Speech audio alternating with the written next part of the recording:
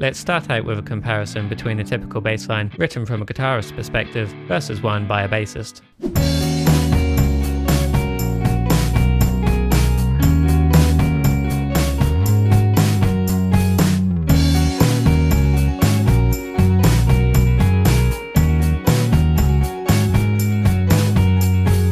So what's actually happening in these two examples? Well, everything is the same in terms of the arrangement. The only thing I've changed is the bass line itself, and more specifically, the groove of said bass line.